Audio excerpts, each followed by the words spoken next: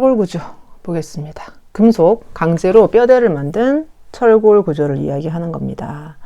대표적으로 H빔, H형광으로 기둥과 볼을 만드는 경우가 많아서 첫 번째로 나오고 있고요.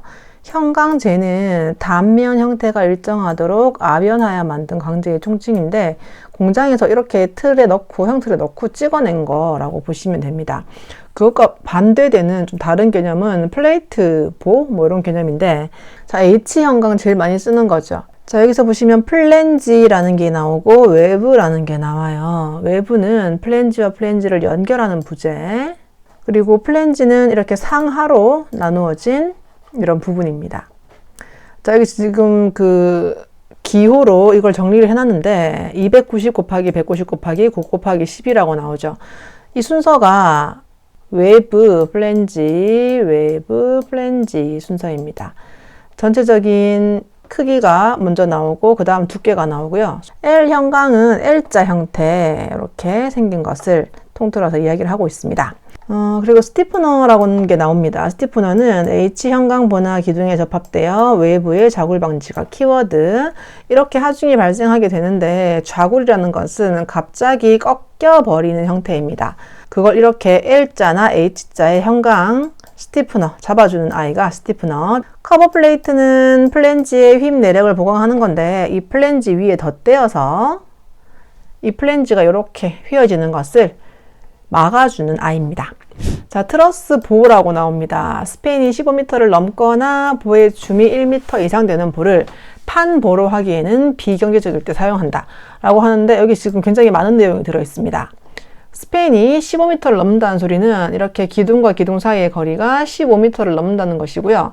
우리 보의 높이는 기둥의 10분의 1에서 12분의 1 사이라고 보를 배울 때 이야기한 적이 있습니다. 그럼 지금 스팬이 15m라는 것은 1.5m 높이의 이 보가 나와야 되는데 이걸 모두 꽉 막혀 있는 판보로 하기에는 너무 재료가 많이 들어요. 그래서 이렇게 세로부재 한 번, 경사부재 한 번, 세로부재 한 번, 경사부재 한 번 하면서 중간중간을 비워도 이게 충분히 압축력을 받는 게 이 트러스보의 특징입니다. 여기서 모양 보시면 중간중간이 비어 있는 것을 볼 수 있고요. 여기 이렇게 판을 대서 접합을 합니다. 이 판의 이름이 거셋 플레이트.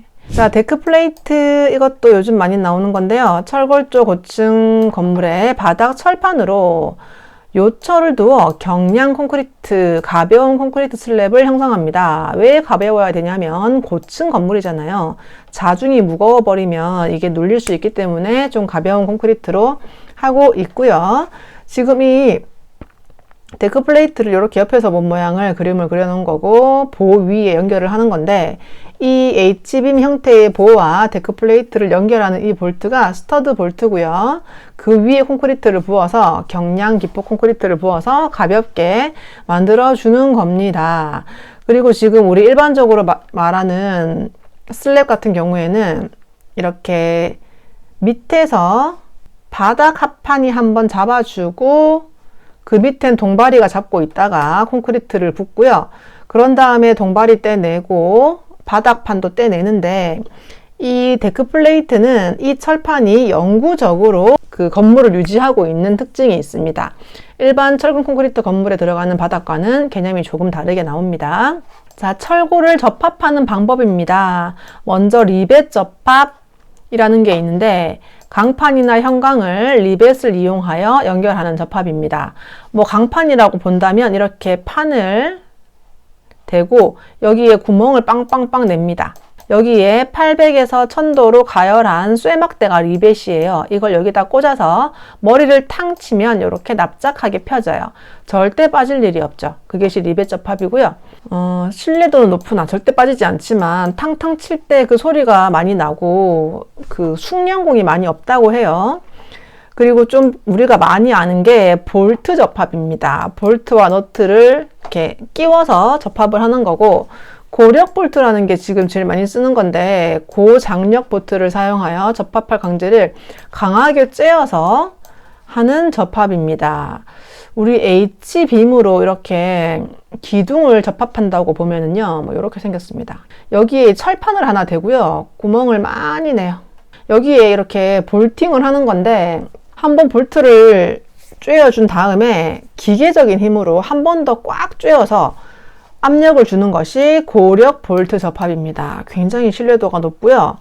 또 여기다가 콘크리트를 부어버리기 때문에 어차피 풀릴 일이 없지만 더 안 풀리는 게 이 고력 볼트 접합. 그리고 용접, 접합부를 용융 금속으로 녹여서 접합하는 것이 용접입니다. 우리 이렇게 철판 두 개를 용접을 하는 거죠. 열과 함께 금속을 이렇게 쌓아 나가는 방식으로 용접을 하고 있습니다. 자, 볼트 접합은 구조물이 변형될 가능성이 있어서 소규모 건축물에 많이 쓰이고요. 우리처럼 대규모 건축물은 고력 볼트 접합으로 한 번 더 접합부를 쬐어서 마찰력을 주는 접합 방법입니다. 장점은 강성이 높아요.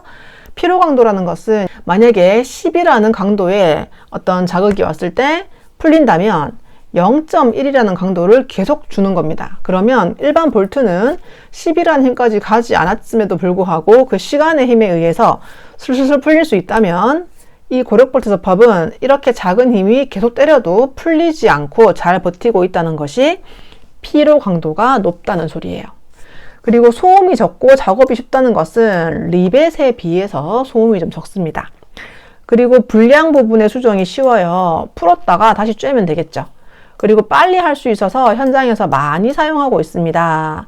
단점은 뭐냐면 볼트의 재질, 형상, 치수 등 품질의 균질화를 위해서 계속 연구를 해야 되고요. 접합부의 마찰면 상태에 따라 체결되는 힘이 변할 수가 있는 단점이 있습니다. 용접 접합 굉장히 많이 쓰고 있죠. 용융 금속이 녹으면서 모재라는 것은 이 철판 자체, 모재도 조금 녹아버릴 수가 있다는 소리예요. 용융 금속에 녹는 쇳물과 일체가 되도록 결합시키는 방법입니다. 장점으로는 소음 진동이 없고 접합부의 강성이 굉장히 커요. 보강제의 부자재 사용이 없어 용접에 의한 돌출부가 적고 볼트는 막 튀어나와 있는데 용접은 덜 튀어나옵니다. 구멍에 의한 부재단면의 결손이 없다는 소리는 리벳 같은 경우에 구멍을 내서 하고요. 볼트도 마찬가지 구멍을 내서 가는데 이 용접은 이렇게 구멍 낼 필요 없이 조금만 커팅해서 금속을 채우는 방식이라 구멍이 없는 장점이 있습니다. 단점은 용접공의 기량에 의해서 좀 의존을 해야 됩니다. 그러니까 품질의 차이가 날 수도 있다는 그런 얘기고 용접 시 열에 의해서 이 모재가 녹아버릴 수 있다는 단점이 있어요. 용접 재료 모재 계속 나오는 말인데 용접의 소재가 되는 금속입니다. 어디에 용접을 하는가? 용과제라는 것은 용접봉을 이야기하는 거고요. 공기차폐제 용접부의 공기를 차단해주는 재료고요. 엔드탭과 뒷댐제라는 게 나와요. 좀 비슷한 개념일 수도 있는데 용접 비드가 시작되는 곳과 끝나는 곳에 설치하는 철물인데요. 이렇게 커팅을 해서 용접을 시작하는데 이 끝부분이 이렇게 허공에다 용접을 할 수 있어서 그 끝에 대주는 부속 철물이고요. 뒷댐제도 용착 금속이 밑으로 빠지지 않도록 이렇게 대주는 뒷댐제. 용접부 검사 방법 나옵니다. 우리 콘크리트 검사처럼 어떤 초음파 탐상법 많이 쓰이고요. 방사선 투과법도 많이 쓰이는 그런 방법입니다. 표면 결함을 보는 방법은 자기분말 탐상법, 침투 탐상법이 있고요. 용접부의 자력선을 통과하여 결함을 발견합니다. 표면 검사가 쉽고 비용이 저렴하고 내부 결함 분석은 좀 어렵습니다. 그리고 침투 탐상법은 용접부 위에 침투액을 발라서 표면을 닦아낸 다음 결함을 보는 거. 내부 결함 보는 이거를 되게 많이 쓰는데 초음파의 반사파를 보는 거고요. 우리 검사관의 기량에 의존을 해서 보는 거. 방사선은 X선 같은 것들을 투과하여 상태를 필름으로 담아서 결함을 확인하는 것. X선이기 때문에 인체에 유해하다는 단점은 있습니다. 자, 모살 용접인데요. 겹치미음이나 T이음에서 모재 면과 비드 방향이 45도가 되도록 이렇게 용접을 하는 방법이 모살 용접입니다. 모서리를 동그랗게 만드는 거죠. 용접의 결함입니다. 자, 언더컷은 용접 상부에 모재가 녹아 용착 금속이 채워지지 않고 홈으로 남아있는 부분인데요. 이렇게 커팅을 하고 용접을 하는데 이게 녹아서 이렇게 홈이 생겨버리는 거예요. 그리고 오버랩은 용착 금속이 용접 상부의 모세와 융합되지 않고 단순히 얹혀진 건데요. 이건 지금 온도가 안 맞겠죠. 이게 지금 용접을 한다고 했는데 온도가 너무 낮아서 두 개가 일체화가 돼야 되는데 서로 반응을 안 한 거예요. 그래서 그냥 얹혀져 있는 거, 오버랩된 거. 블로우홀은 용융금속이 굳을 때 가스는 빠져나가고 이 금속만 굳어야 하는데 가스가 안에 남아있어서 그 가스가 구멍으로 남는 거. 피트는 모재 표면의 화학성분 분량으로 용접부의 바깥면에 나타나는 작고 오목한 구멍인데요. 이 용접면에 이렇게 그냥 구멍이 빵빵빵 뚫렸다라고 좀 보시면 되겠습니다. 슬래그는 찌꺼기라는 뜻이죠. 타다 남은 불연성의 광물질 찌꺼기가 들어가서 혼입이 되어서 강도가 나오지 않는 현상입니다. 찌꺼기가 용접봉에 들어갔다는 소리예요.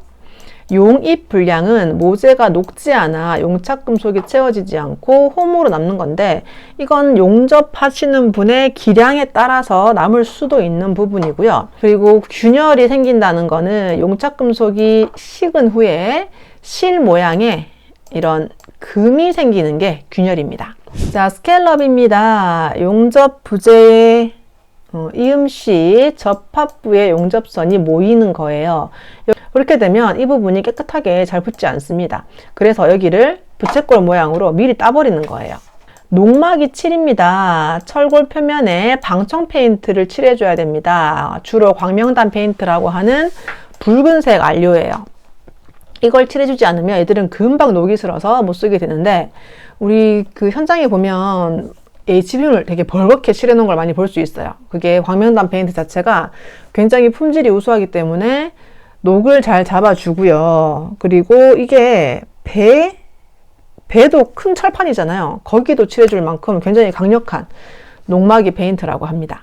자, 내화 피복입니다. 철골조는 화재 시 강도가 저하되는 약점이 있습니다. 500에서 800도씨에서 이미 응력을 상실하고 엿가락처럼 휘어져 버리는 그런 문제가 생기고요. 철골 표면을 좀 피복을 해주면 좋아요. 콘크리트를 그 H빔 주변에 타설해 버리는 방법이 제일 좋을 것이고요. 뿜칠은 질석 안면 같은 내화재, 불에 안 타는 아이를 그러면 불이 났을 때 이 피복이 불을 좀 막아주는 그런 역할을 하고요. 여기 철골에 철망을 대고 미장을 해버리는 거예요. 그것도 시멘트 자체가 열을 막아줄 수 있어서 효과가 있다라고 합니다. 메탈라스라는 것은 연한 강판에 일정 간격으로 금을 내고 쫙 늘려서 그물코 모양으로 만드는 거고 몰탈 바탕에 쓰는 어떤 망 같은 거예요. 자, 건식공법은 이 내화 피부 방법 중에서 이 H빔 밖에다가 그냥 판을 대줘서 막아주는 그런 방식. 그것이 건식공법. H빔 기둥을 철근 콘크리트 기초에 어떻게 긴결을 하는가의 문제입니다. 자, 일단 우리가 순서를 보면 이 콘크리트로 기초를 먼저 만들어요. 그런 다음 그 위에 H빔을 세워야 되는 그런 상황입니다. 그럼 지금 이게 부재가 다르기 때문에 용접할 수도 없고요. 그래서 어떻게 하냐면 콘크리트를 타설하기 전에 앵커 볼트라고 하는 볼트를 갈고리로 철근에 걸어놔요. 이렇게 서로 연결해 놓습니다. 절대 빠지지 않겠죠. 그리고 이제 이렇게 볼트를 잠궈주기 전에 이 베이스 플레이트라고 하는 철판을 먼저 깔아줍니다. 그런 다음에 그 구멍에 볼트를 연결을 해서 이 베이스 플레이트가 빠지지 않도록 기본이 되는 철판. 자, 그런 다음 H빔을 얹어요. 이 철골 쪽 기둥.